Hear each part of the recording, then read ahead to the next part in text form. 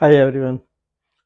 आज आज हमारा कोई पढ़ाई का मन नहीं है, तो आज हम कोई ऐसी वीडियो नहीं बनाने जा रहे जिसमें पढ़ाई हो। बस आज हम ये जो मैंने लिखे हैं 3 शब्द सत्यम, शिवम, सुंदरम, इन पर बातचीत करेंगे, इन पर चर्चा करेंगे। तो इन 3 शब्दों का हमारे जो हिंदू उपनिषद हैं, वेद हैं, हमारे ऋषि मुनि हैं, इनकी चर्चा करते रहते हैं।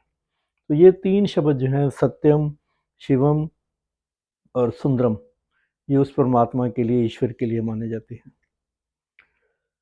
तो आपने वो देखा था, राज कपूर जी ने एक फिल्म बनाई थी सत्यम शिवम सुंदरम, और उसमें एक लता मंगेशकर का गाना भी है ना, ईश्वर सत्य है, सत्य ही शिव है, शिव ही सुंदर है। तो ये तीनों ईश्वर के ही गुण हैं, पर हम इसका किसी धार्मिक या किसी अध्यात्मक रूप से इसकी चर्चा नहीं करने जा रहे। मैं इसके बारे में जो मैं सोचता हूँ, जो मेरे विचार में इनका है, उसके बारे में हम बात करते हैं। तो ये 3 गुण, सत्य मीन्स सत्य का रास्ता, सच पर चलना, सत्य बोलना। शिवम, शिवम का अर्थ भगवान, कोई तो शिव के लिए भी प्रयोग करते हैं, पर यहाँ इसका अर्थ है अच्छाई, कल्याण, भला। तो ऐसी बात जो सबका भला करे, वो शिवम होती है। तो सुंदरम, जो मन को अच्छी लगे, जो जिसके विचार अच्छे हों, जो मन को, आँखों को भाए। देखने वाली चीज़ें आँखों को भाए, सुनने वाली चीज़ें मन को भाए। तो ये 3 चीज़ें। तो मेरी नज़र में सत्यम का मेन अर्थ ये है कि हमें अपनी ज़िंदगी इस तरह जीनी चाहिए कि वो अच्छाई के रास्ते पर हो, हमारा ईमानदारी के रास्ते पर चलें, कोई किसी का मन ना दुखाएँ, किसी को दुःख ना दें। मेरे सामने वो सत्यम रास्ता है, वो सच का रास्ता है। किसी को कष्ट ना दें, इतना ही काफ़ी है। भला ना कर पाएँ, ना कर पाएँ, पर किसी का बुरा ना करें। तो शिवम, हमें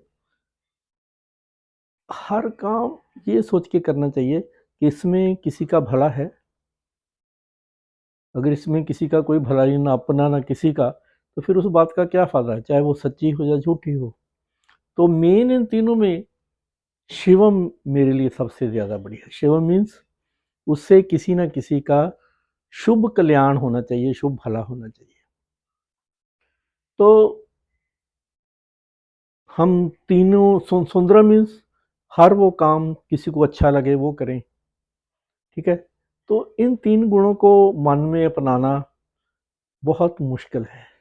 हमारे बड़ों बड़ों ने, जो हमारे महान संत हुए हैं, ऋषि हुए हैं, मुनि हुए हैं, उन्होंने इनको अपनाया 3 गुणों को, तो लोगों ने उनको भगवान का दर्जा दे दिया। जैसे सिख धर्म में गुरु नानक देव जी हैं, स्वामी विवेकानंद जी हैं, कितने हैं जिन जो जो इस रास्ते पर चले, मुश्किल रास्ते पर चले। कबीर जी हैं, लोग भगवान का दर्जा दे देते हैं। तो ये, अगर हम भी अपने जीवन में इन 3 गुणों को लाएंगे, तो भगवान चाहे ना बन पाए, कम से कम लोगों के दिल में अपनी जगह ज़रूर बना सकते हैं। पर ये मुझे लगता है प्रैक्टिकली कि ये काम मुश्किल है। सत्य पे रास्ते पर चलना इतना आसान नहीं है। अगर आप किसी को भी सच्ची बात बोल दोगे, उसके बारे में सत्य बोल दोगे, तो उसके मन को चुभेगा नहीं, चाहे उसी का ही उसमें भला हो। तो वो बात फिर वो सुंदर नहीं रह जाती जब उसको अच्छी नहीं लगती। तो मैंने ये समझा है कि इसमें से अगर हम 2 बातें सोचें किसी भी काम करने को पहले, अगर हम ये देख लें कि उससे 2 चीज़ें होती हैं, तो वो ठीक है।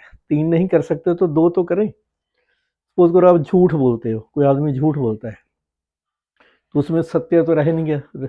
पर अगर वो झूठ किसी का कल्याण करता है, किसी का भला करता है, तो वो अच्छा है। झूठ बोला तो सुंदर रूप से ही जाएगा ना, कोई ऐसे तो दिल दुखाने वाली बात तो नहीं बोलेगा। झूठ बोलेगा तो ऐसे लगेगा जैसे वो मीठा बोल रहा है, अच्छा बोला है। तो झूठ सुंदर तो होता ही है, देखने में सुनने वाले को अच्छा लगता है।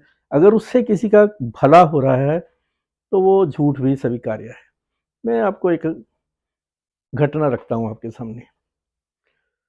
एक आदमी सड़क के किनारे बस जहाँ पे रुकती है, वो बेंच पे बैठा था। सुबह 5-6 बजे का टाइम था। तो बैठे-बैठे अचानक उसके कानों में ज़ोर-शोर से जैसे दंगा हो रहा है ना पीछे, वो सुनाई दिया उसको। तो वो घबरा गया। तो क्या दिखता है, वो इधर से एक साइड से एक औरत भागी-भागी आती है, डरी हुई सी। और वो उस जहाँ पे वो आदमी बैठा था उसके पीछे वो एक कचरे का बड़ा ढोल पड़ा था, उसके पीछे छिप जाती है। 2 मिनट बाद 5-6 आदमी हाथों में तलवारें लिए, डंडे लिए आते हैं और उससे पूछते हैं, तुमने किसी औरत को देखा है इधर से? उसे पता है कि वो औरत पीछे छुपी हुई है। अब उसे क्या सच बोलना चाहिए? उसने कह दिया, हाँ देखा है मैंने इधर जाके, वो इधर को मुड़ गई। तो आदमी आगे चले गए। अब यहाँ पे सोचो कि उस आदमी ने झूठ बोला, अगर वो सच बोल देता तो किसका भला होता? वो आदमी उस औरत को पकड़ते, शायद मार देते, या पकड़ के ले जाते, घसीटते हुए ले जाते। तो यहाँ पे झूठ जो था वो शिवम यानी कल्याणकारी हो रहा था। उसने उस औरत की जान बचाई, उस औरत को बचाया, चाहे उसने झूठ ही बोला।